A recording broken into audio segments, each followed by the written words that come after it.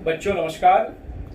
आज हम अपने इस वीडियो में पार्ट 2 का पार्ट 3 मौर्य साम्राज्य का विस्तार, मौर्य साम्राज्य के शासक कौन हैं, इनके बारे में हम लोग अध्ययन करेंगे। उसके पहले मैं बच्चों आप लोगों को अवगत करा दूं कि उत्तर प्रदेश सरकार ने आप लोगों की शिक्षा निर्बाध रूप से, निरंतर रूप से आगे चले और आप लोग बराबर अध्ययन से जुड़े रहें, इसके लिए 30 अप्रैल से दूरदर्शन के स्वयं प्रभा चैनल पर सुबह 10 से 12 के बीच में कक्षा 10 के लिए आधे घंटे की 2 क्लास और कक्षा 12 की आधे घंटे की 2 क्लास चल रही है। आप उससे लाभान्वित हो सकते हैं। आप उस चैनल के माध्यम से अपने विषय वस्तु को, अपने क्लास को आप अटेंड कर सकते हैं। आइए चलते हैं आगे। मौर्य साम्राज्य की स्थापना आपको हम पिछले वीडियो में बता चुके हैं कि जो नंद वंश के राजा घनानंद को पराजित कर उनको मार के और चंद्रगुप्त मौर्य ने चाणक्य की मदद से मौर्य साम्राज्य की स्थापना की। मौर्य साम्राज्य की जो क्षेत्र था आपको यहां दिखाया गया है कि यह क्षेत्र पश्चिम में अफगानिस्तान और बलूचिस्तान से लेकर और पूरा पूरब और दक्षिण भारत में गोदावरी नदी के पास तक ये पूरा क्षेत्र आपका मौर्य साम्राज्य का क्षेत्र था। और इस वंश में, मौर्य साम्राज्य के वंश में चंद्रगुप्त मौर्य, बिंदुसार, अशोक, इन तीनों शासकों का क्षेत्र सम्मिलित है। इसकी मौर्य साम्राज्य की राजधानी पाटलिपुत्र, जो कि आधुनिक पटना कही जाती है, वो थी। यहाँ की भाषा पाली थी। जो शिक्षा का केंद्र यहाँ पर था वो तक्षशिला था। बिहार के अंदर वो तक्षशिला एक केंद्र यहाँ पर, तक्षशिला ये शिक्षा का बहुत बड़ा केंद्र था और यहां दूर दूर से पढ़ने के लिए लोग आया करते थे। चंद्रगुप्त मौर्य के प्रधानमंत्री या कह लीजिए महामंत्री चाणक्य हुआ करते थे, जिनके की बचपन का नाम विष्णुगुप्त था और आगे चलकर यह कौटिल्य नाम से प्रसिद्ध हुए। और चाणक्य के पिता का नाम चाणक्य था, इसी से इनको ये चाणक्य नाम मिला था। चंद्रगुप्त मौर्य को अलग अलग नामों से, उपनामों से, जैसे स्ट्रेबो, एरियन और जस्टिस के जो ग्रंथ मिले हैं उसमें चंद्रगुप्त मौर्य के लिए जो उपनाम मिलता है वो सेंड्रोकोटस मिलता है। और जूनागढ़ का अभिलेख, जो कि गुजरात में स्थित है जूनागढ़, और यहाँ का जो शक शासक था रुद्रदामन, उसका यह अभिलेख है जूनागढ़ का, उसमें इनका नाम चंद्रगुप्त मिला है। और इसमें चंद्रगुप्त जो शुंग वंश का पुष्यगुप्त था, उसने वहां पर सुदर्शन झील बनवाई थी, उसका फिर जीर्णोद्धार कराया गया था। पुष्यगुप्त मौर्य साम्राज्य का बाद का शासक, उसका उल्लेख यहाँ जूनागढ़ अभिलेख में मिलता है और जूनागढ़ अभिलेख में ही चंद्रगुप्त मौर्य को चंद्रगुप्त नाम वहां पर उल्लेख है। इनका विवाह सिकंदर के उत्तराधिकारी जो सेल्यूकस थे, जो कि सिकंदर के बाद उसका उत्तराधिकारी राजा हुआ। जैसा कि आप सभी जानते हैं, सिकंदर का आक्रमण भारत के ऊपर हुआ 326 में। उसके बाद 305 में एक बार पुनः सेल्यूकस ने यह प्रयास किया भारत को जीतने का। यह यूनानी राजा था, परंतु वह अपने इस अभियान में सफल नहीं हो सका और उसको मुंह की खानी पड़ी और चंद्रगुप्त मौर्य ने उसको बुरी तरीके से पराजित कर दिया। और वो अभी 3-4 घंटे ही युद्ध का बीता था, तब तक उसको लग गया कि अब हम हार जाएंगे। तो उसने संधि का प्रस्ताव भेजा और संधि के रूप में जो भी क्षेत्र, यह संधि तय हुई कि जो भी क्षेत्र इसके पहले यूनानी जीते थे वो उनको चंद्रगुप्त मौर्य के साम्राज्य में शामिल कर लिया जाए। और एक शर्त यह भी थी कि सेल्यूकस अपनी पुत्री हेलेना का विवाह चंद्रगुप्त मौर्य के साथ कर देगा। इसीलिए हेलेना का विवाह यहां चंद्रगुप्त मौर्य से हुआ। विशेष जो देखने को मिलता है कि एक चीज और इस संधि में हुई और सेल्यूकस ने राजदूत के रूप में मेगस्थनीज को चंद्रगुप्त मौर्य के दरबार में भेजा। और आगे चलकर मेगस्थनीज ने एक पुस्तक भी लिखी, इंडिका, जो कि मौर्य साम्राज्य को जानने में हमारी विशेष मदद करती है। उसके बारे में हम लोग आगे भी देखेंगे। वृद्धावस्था में कहा जाता है कि चंद्रगुप्त मौर्य जैन धर्म से प्रभावित थे और ये जैन मुनि भद्रबाहु से इन्होंने अंतिम समय में दीक्षा ली और श्रवणबेलगोला जो कि कर्नाटक में एक क्षेत्र है वहां पर इन्होंने 297 ईसा पूर्व में उपवास के द्वारा अपने शरीर को त्याग कर दिया, जिसको कि जैन धर्म में अपने शरीर का स्वयं त्याग करने की जो बात है वो सल्लेखाना कही जाती है। सल्लेखाना की तरीके से इन्होंने अपने शरीर का त्याग कर दिया था। आइए अब आगे चलते हैं। अगला शासक चंद्रगुप्त मौर्य के बाद हुए बिंदुसार। इनका जो कालक्रम था वो 298 से लेकर 272 ईसा पूर्व के मध्य है और ये आजीवक संप्रदाय के अनुयायी हुआ करते थे।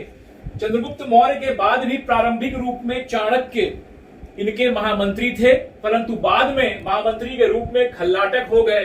इनका अलग अलग नाम अलग अलग जगह मिलता है। वायु पुराण में इन्हें भद्रसार और यूनानी लेखक ने इन्हें अमित्रोचेडस भी कहा है। उसके बाद आते हैं मौर्य साम्राज्य के सबसे प्रतापी राजा, सबसे प्रसिद्ध राजा जो कि हैं अशोक। अशोक के बारे में हमने बताया कि 261 ईसा पूर्व में इन्होंने केवल एक युद्ध अपने जीवन काल में लड़ा, वो युद्ध था उनका कलिंग का युद्ध। और प्रारंभिक जो अभिलेख मिले हैं इनके ब्राह्मी लिपि में, उसमें इनको प्रियदर्शी नाम से या पियदस्सी नाम से, देवानाम पियदस्सी नाम से दर्शाया गया है। और मास्की के अभिलेख में इन्होंने उपाधि अशोक देवानाम पियदस्सी मिला, तब जाके इतिहासकारों ने इनको उसी अशोक के साथ, उन शिलालेखों के साथ और स्तंभ लेखों के साथ जोड़ा। सर्वप्रथम अशोक ही ऐसा शासक था जिसने अभिलेखों के माध्यम से प्रजा को संदेश देने का कार्य किया।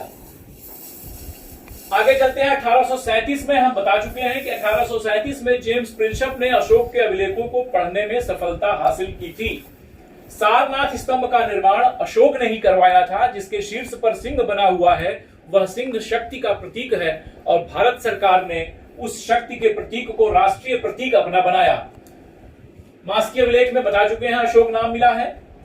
पुराणों में इसे अशोक वर्धन कहा गया और ब्राह्मी लिपि में प्रियदर्शी कहा गया। अशोक ने एक धम्म चलाया, ध्यान से सुनिएगा, धम्म एक नवीन धर्म चलाया था और उन्होंने इसको प्रश्न के रूप में अपने दूसरे शिलालेख में स्वयं पूछा कि कियम चू धम्मे। दूसरे शिलालेख में वो स्वयं पूछते हैं कि कियम चू धम्मे, अर्थात धम्म है क्या। और वो अपने दूसरे शिलालेख और 7वें शिलालेख में स्वयं इसका उत्तर भी देते हैं कि अपासिनवे बहुकयाने दया दाने साचवे माधवे माधवे माधवे च, अर्थात कि पुण्य काम करना, पाप कम करना, लोगों का कल्याण करना, दया करना, सत्य बोलना, पवित्रता के साथ रहना, वृद्धों की सेवा करना, स्वभाव में मधुरता लाना, और यही सारी चीजें धम्म कहलाती है।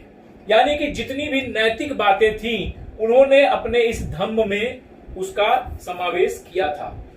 यह धम्म इनको एक अलग रास्ते पर ले गया और कलिंग युद्ध के पश्चात, पहले के वीडियो में ही बताया गया है, उसमें इतना रक्तपात हुआ कि उन्होंने आगे युद्ध न करने की नीति अपनाई और अहिंसावादी रास्ते पर चले और इन्होंने बौद्ध धर्म एक तरीके से ग्रहण किया जो कि पूर्णतया अहिंसावादी धर्म था। आगे आते हैं।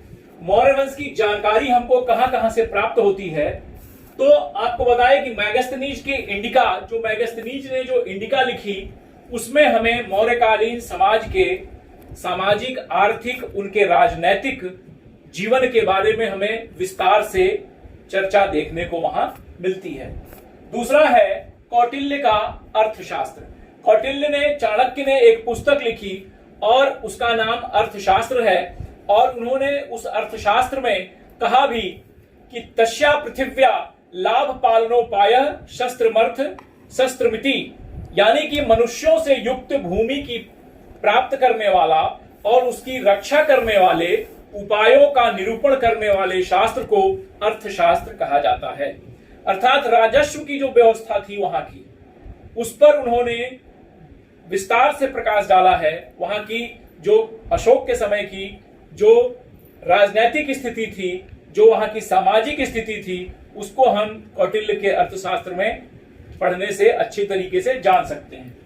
आगे चलिए, इसकी जानकारी हमें बौद्ध धर्म के दीपवंश, महावंश और दिव्यादान से भी देखने को मिलती है। जैन ग्रंथ के रूप में भद्रबाहु के द्वारा लिखा गया कल्पसूत्र और हेमचंद्र के द्वारा लिखा गया परिशिष्ट पर्वन भी हमें मौर्य साम्राज्य के बारे में जानकारी देता है। पुरातात्विक अगर बात करें तो अभिलेख, सिक्के, स्तंभ लेख आप पहले भी जान चुके हैं कि ज्यादातर जो शिलालेख थे, जो स्तंभ लेख थे, वो हमें मौर्य साम्राज्य के बारे में ज्यादा जानकारी देते हैं। तो आइए देखते हैं कि वहां की जो प्रशासनिक व्यवस्था थी वो किस प्रकार से थी। सबसे पहले वहां पर अगर प्रशासनिक व्यवस्था का हम विभाजन करें तो केंद्रीय व्यवस्था, जो केंद्रीय व्यवस्था थी, केंद्र को प्रांतों में बांटा गया था, प्रांत को स्थानीय शासन में बांटा गया था और स्थानीय शासन पर जिले होते थे और ग्राम होते थे। आइए देखते हैं इसको विस्तार से। केंद्रीय शासन में राजा सर्वोच्च अधिकारी होता था, सबसे ज्यादा शक्तिशाली होता था, उसे ही कानून बनाने का अधिकार मिला हुआ था। राजा ही प्रमुख न्यायाधीश होता था, अंतिम निर्णय राजा के पास ही जाता था और उसी का निर्णय मान्य होता था। वही विधायी संबंधी अधिकार भी उसी राजा के पास ही प्राप्त थे।